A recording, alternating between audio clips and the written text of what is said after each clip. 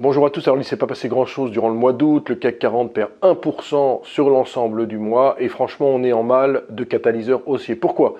Parce qu'on se rend bien compte que même si la Chine a des mesures de relance monétaire avec une baisse du coefficient des réserves obligatoires, annoncé vendredi, on se rend bien compte que la Chine ralentit, on n'aura plus jamais les 6 à 7% de croissance, on va plutôt s'orienter vers 3 à 4% de croissance.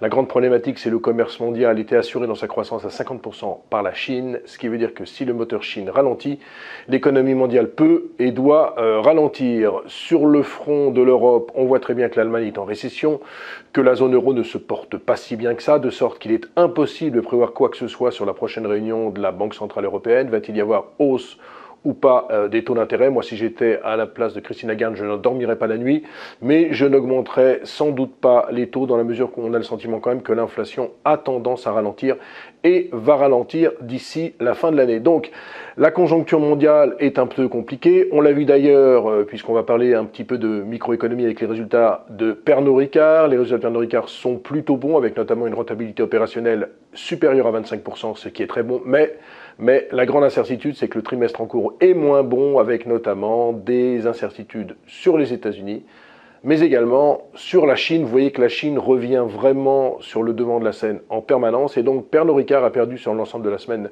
7%, revenant à un ratio de valorisation de 20, c'est moins cher de l'ordre de 25% par rapport à l'ensemble de ses homologues, mais on a quand même eu une petite purge sur Pernod Ricard. Moi j'ai le sentiment que les résultats des entreprises qui vont être publiés, notamment dans le monde des small et mid au cours des prochaines semaines, pourraient être moins bons que prévu, dans la mesure où on a vraiment le sentiment que ça ralentit fortement. Alors que faut-il faire sur les actions?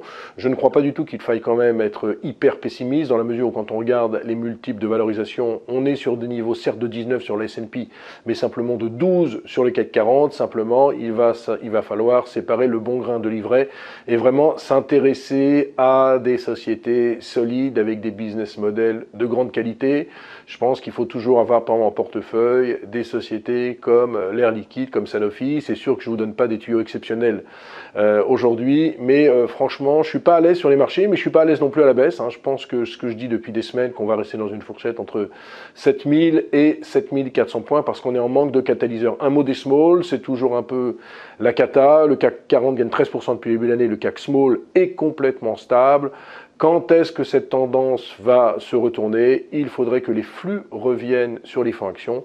Ce n'est toujours pas le cas et donc on espère des OP en pagaille comme on a eu à la fin du premier semestre. Voilà donc en conclusion, pas grand-chose de folichon sur les indices, pas grand-chose de folichon sur les marchés et la Chine qui inquiète et qui pourrait être, je l'ai déjà dit, à de multiples reprises, vraiment le gros problème, le point noir sur les marchés au cours du second semestre. Je vous rappelle que la Chine, outre les problèmes conjoncturels, on a des aspects structurels avec une crise de l'endettement et des promoteurs immobiliers qui sont quasiment tous en faillite, et puis un problème de natalité, puisque la Chine perd des habitants année après année, dépassée par l'Inde, et devrait continuer à en perdre d'ici les 50 prochaines années. Or, vous savez très bien qu'un pays dont la natalité baisse et dont le nombre de décès est supérieur au nombre de naissances par an est un pays qui a quand même des grands problèmes de croissance. Voilà, excellente journée à tous, bon week-end, on se retrouve très bientôt.